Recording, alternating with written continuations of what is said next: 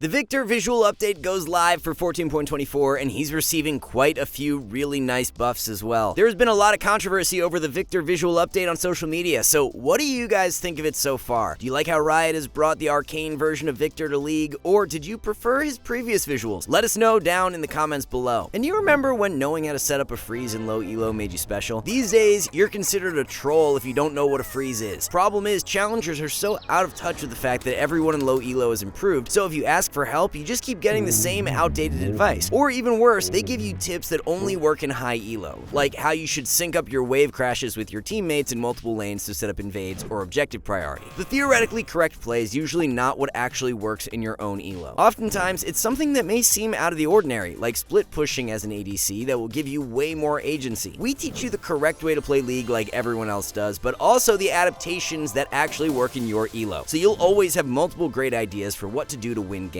We're constantly producing and updating our strategies with players getting better, so SkillCapped is by far the best platform for learning League of Legends. We're so confident that if you don't climb 5 divisions while actively using SkillCapped, you can claim a full refund. Our service has zero risk with the potential to save you tons of time in your climb, so make sure to give us a try. So to start off the video, we'll run down all the top lane changes as there are no item or rune adjustments to discuss for this patch. Rumble is first up as he will be receiving a buff to his Q AP ratio going from 100 to 110%. W AP ratio is buffed as well, going from 25 to 30%. So nothing here that really helps out the lane bully power of Rumble, and they're not even that crazy of buffs to help out his mid to late game either. For now, we don't expect for Rumble to make any significant push back into meta due to these buffs, so he will remain in the top lane C tier. Mbessa is going to be nerfed quite heavily for 14.24 as her W and E are being targeted. Lots of nerfs to W as the shield duration drops from 2 to 1.5 seconds. W shield is going down by a ton, from 85 to 50 at rank 1. The bonus AD scaling on W shield drops as well from 175 to 150%. E bonus AD ratio will be taking a hit too, going from 40 scaling to 80% to 40 scaling to 60%. So the W nerfs are the big ones, as losing 35 shielding early on is going to make Mbessa's early laning even more difficult. We definitely see Mbessa falling in priority for this patch, so we'll be pushing her down the tier list, going from OP into A tier. We've got a scaling nerf to Mundo with his E max health to bonus AD conversion, going from 2 scaling to 3% max health to 2 scaling to 2.8% max health. So nothing too major here, and we don't see this nerf being enough to push Mundo further down the tier list, so he's going to remain placed in A tier. Riven has been excelling in the higher elos over the past patch, so she's getting nerfed for 14.24 with her E-base shield dropping by 10 at all ranks. It's always a bit more difficult for us to rate Riven on the tier list because of how much better she is for high elo compared to low elo. You need to be able to play Riven very well in order to make her more worth it than easier top lane picks. Someone like Maokai right now is just super simple to execute and very powerful at the same time, so there's no reason to prioritize Riven over Mao unless you are a very skilled Riven player. Since we do skew our tier lists more so based on what's best for Diamond and below, Riven has been in the A tier, but if this were a list for high elo where players can get the most out of her, she'd definitely have been in S tier. With this nerf, we don't expect for her to lose enough strength to where it warrants a push down the tier list, so we'll be leaving Riven in the A tier. So if we have a look at the top lane tier list, the OP tier is going to look the same as last patch, minus Mbessa. Maokai and Malphite are incredibly powerful, and if those are the only two top lane champs you play right now, you set yourself up really well. Tanks are honestly just really good for solo queue, as Tahm Kench and Cho'Gath are two others who have been excelling as of late. Besides K'Sante, we don't have a single tank rated lower than A tier on the tier list right now, which is not something we see all that often. The thing about tanks like Tahm and Cho especially is that they just deal so much damage while being incredibly difficult to take down and also being relatively easy to play. There's just no reason to play a more risky fighter to where you don't have as much margin for error. We have a pretty interesting buff to Master Yi, which could shake up his priority builds. Q crit strike bonus is going up from 35 to 56.25%. Crit builds have been out of meta on Yi for quite some time, so we'll have to see if this buff ends up being enough to change that. There's really no solid data for crit builds on Yi in 14.23, so it's really tough to say how strong he'll actually be with crit builds until we see the changes live in 14.24. For now, we don't really expect for this buff to equate to a huge power spike, so we'll be leaving Yi in the jungle A tier. Elise will be losing some early game power for this patch as her base health will be dropping from 650 to 620. We probably see around a 1% drop in win rate due to this nerf, and as a result, we're going to be moving Elise from S into A tier. The recent nerfs to Ghostblade and the Collector were not enough to push Graves out of the jungle OP tier, so he's getting directly nerfed for this patch. Q explosion bonus AD ratio is being reduced from 40 scaling to 160% to 40 scaling to 140%. Definitely not the end of the world for Graves, so he won't be falling very far down the tier list, as we'll be moving him from OP into S. Talon will be receiving a nerf to his jungle clear, as passive monster damage is dropping from 120 to 110%. This next nerf more so affects Talon in mid than it does jungle, but his magic resist is being lowered from 39 to 36. It's always more difficult to predict exactly how these monster damage nerfs will land, so for now, we'll be leaving Talon in the jungle S tier, but there's a world where the nerf is a bit harsher than expected, in which we drop him into A for the mid-patch update. Warwick is going to be receiving a few adjustments for this patch, as his base AD will be lowered from 65 to 63. W is getting buffed, however, with the attack speed duration being increased from 1 to 2.5 seconds. Q range is also going up from 350 to 365. The base AD nerf likely outweighs the W and Q buffs by a slight margin. However, we don't think Warwick's going to be losing that much strength due to the changes. As a result, we will be leaving Warwick in the jungle S tier. So if we have a look at the jungle tier list, top tier picks from last patch will remain very similar for 14.24, with Nocturne and Wukong in the OP tier. Jungle meta for solo queue right now is in a pretty good spot, as there are a plethora of A tier or above junglers to choose from. Earlier on in the season, we had very well-defined metas for the jungle, with Liandry's junglers once dominating everyone else, but right now, there's just a good mix of everything. LeBlanc is getting nerfed for this patch, which is kinda odd considering she isn't performing that great in any elo bracket right now. It's her early game that's being targeted, as LeBlanc will be losing 5 base damage on her Q. If LeBlanc wasn't so snowball reliant, then this nerf wouldn't mean as much, but any kind of nerf that hurts her early game kill threat is a more significant blow to her than it would be for most champs. LeBlanc had been barely holding onto her A tier slot in recent patches, so with this nerf, we'll be dropping her down into B tier. The big talking point of 14.24 is the Victor visual update. Not only will Victor be receiving new visuals, but he's actually getting buffed in a few different ways and should be one of the best mid laners moving forward. Passive stacks are being changed so that you now gain more stacks for killing cannon minions, but less for getting a champion takedown. Q shield is going up from 25 to 40 early on, which will help out Victor's weaker early game. E mana cost is also being lowered from 70 to 60, so some nice changes to boost the laning strength of Victor. W is being changed so that the stun is more consistent, as it will now stun after exactly 1.25 seconds instead of in between 1.1 and 2 seconds. R is being changed in a big way so that whenever you get a takedown, R will increase in size by 40% and its duration will be extended by 3 seconds. This can stack up to 6 times, which means that Victor's R can become absolutely massive in size. So the extended fight power of Victor goes up a bunch for next patch due to this buff. Unless we're missing something, Victor is just getting flat out buffed in multiple different ways, and he should be back in a top tier spot for 14.24. For now, we'll be moving Victor into the mid lane S tier, and we'll adjust if need be for the mid patch update. So for the mid lane tier list, we've already covered Victor and LeBlanc's movements, but 3 other champs being adjusted include Corki, Swain, and Ambessa. Corki is going to be one of the worst mids now, because unfortunately for those that like to play Corki mid, he's just way better in the bot lane right now, and is getting nerfed due to his bot lane power, so mid gets even weaker, even though it was already quite bad last patch. Swain is dropping down from S into A tier because he's losing some armor for this patch, and it's the armor scaling nerf that is going to be more of a detriment to mid lane Swain, since he's able to achieve levels easier than support. Even though Ambessa is way more popular as a top laner, she's been finding some really good success in the mid lane, so the nerfs are going to hurt her in both roles, and we're dropping her into the A tier for mid as well. There's just one ADC getting buffed for this patch, and it's going to be Twitch. Twitch has been struggling in recent patches, so he'll be getting 2 buffs to his Q. The duration on Q attack speed is going up from 5 to 6 seconds, while attack speed is up by 5% at all ranks. Changes won't be enough to significantly boost Twitch up the tier list. There's a chance he moves into A, but that would be as far as we'd see these buffs taking him. For now, we'll be leaving Twitch in the ADC B tier, as that's realistically where we see him fitting in even with these buffs. Corki has arguably been the best solo queue ADC over the past patch, so he'll be nerfed for 14.24. E base damage is being lowered by 20 at all ranks, while bonus AD ratio on E is down as well from 250 to 240%. Nerf shouldn't spell the end for Corki in meta, but he won't be holding on to his OP tier spot any longer, as we'll be dropping him into the S tier. So to close out the tier list down in the bot lane for Season 14, this is honestly the most balanced that we have seen the role in terms of there really not being a big gap between different ADC's power levels. There isn't really a true OP ADC for 14.24, but 3 of the best right now who we've got leading the way are Kog'Maw, Sivir, and Misfortune. MF and Sivir are both quite underrated right now because they are 2 ADCs who have been positively influenced by recent changes, while the majority of other ADCs have fallen in power. Kate, Kai'Sa, Corki, Ashe, and Jhin have all been negatively impacted by recent patches in one way or another, which has paved the way for Sivir and Misfortune to climb in relative power. In low elo, Sivir and MF are finding incredible success, but even in the higher ranks, they are holding much higher win rates than more popular picks like Corki, Kate, Ashe, Jhin, and Jinx. Now, if you really want some cheesy elo for 14.24 to hit that next rank in your end of season climb, then just abuse bot lane mages. Patch after patch, mages just continue to hold higher win rates in bot than traditional ADCs. Lux literally had a 54% win rate in 14.23 and is a bot lane pick that that our challenger expert Hector really advocates that you play in the role to climb fast. Rel was decimated by her 14.23 adjustments, falling all the way down into the support role C tier, so Riot's looking to bring her out of the gutter for 14.24. Base health will be increased from 610 to 640. W shield is going up as well by 10 at all ranks, so the early game durability of Rel sees a nice boost. W shield max health scaling is being increased as well, going from 12 to 13%. Passive resist steal is buffed up too, going from 2 to 3%. So Rel most definitely won't be the worst support in the game anymore. However, it's tough to say exactly how far up the tier list she moves with these buffs. We're leaning towards a push up into the A tier for Rel, so that's where she'll be placed for now. Yuumi is on the buff list for this patch, as her Q mana cost will be lowered from 50 scaling to 100 to 50 scaling to 75. Q damage is going up as well from 60 scaling to 210 to 60 scaling to 235. So nothing that actually helps Yuumi out for the first few levels during the lane. However, once you get level 9 and Q is fully maxed is where you'll get the benefits from these buffs. Can't say we see these changes being quite enough to move Yuumi into a powerful spot for solo queue though, so she'll continue to be placed in the B tier. Swain is going to receive a couple of armor nerfs, with his base armor dropping by 1 and armor per level is down from 5.2 to 4.7. Swain's already in a terrible spot for support right now, so these changes just solidify that even further, and he's going to remain down in the B tier. Yet another round of Poppy nerfs are on the way, and if we remember correctly, this will now be the third patch of nerfs to try and combat her power in the support role. This time Riot has some armor nerfs planned, as base armor and armor scaling are being reduced. Q damage is going down in the early game from 40 to 30. However, it's buffed at max rank, going from 120 to 130. Q bonus AD ratio is up as well from 90 to 100%. To be quite frank, we just can't see how these nerfs are significant enough to remove Poppy from meta. Losing her OP tier standing is likely, but there's no way these nerfs are enough to drop her anywhere further down the tier list than A tier. For now, we're gonna meet in the middle and place Poppy in S, as we still see her being a really good solo queue support despite these changes. So this is how we've got the support tier list lined up for the final patch of Season 14. OP tier is now going to be locked down by Lulu, Vel'Koz, and Tahm Kench. With Poppy dropping out of the OP tier, Tahm is next in line to bump up, as he's been performing incredibly well in the role over the past few patches. Tahm is without question the best melee support for solo queue, as Poppy was the only champ who came close to contesting that statement in recent patches. It's the fact that even though Tahm is a support, he builds exactly as to how he would as a solo laner, and on that Heartsteel completion, you have some really great skirmish strength. Heartsteel combined with taking Grasp as your keystone rune opens up more solo carry power for Tahm, and he's been thriving as a result. Alright guys, one last thing, our rank up guarantee is insane. It's like signing up for the gym and getting a refund if you don't get ripped. That's how confident we are in SkillCapped. We obsess over making the best guides with top players, rigorous testing, and top tier video editing to make your climb easy. If you're ready to level up, visit SkillCapped.com and see the difference. So that's gonna wrap everything up for our 14.24 solo queue tier list. Thank you all so much for watching, and we'll catch you in the next one.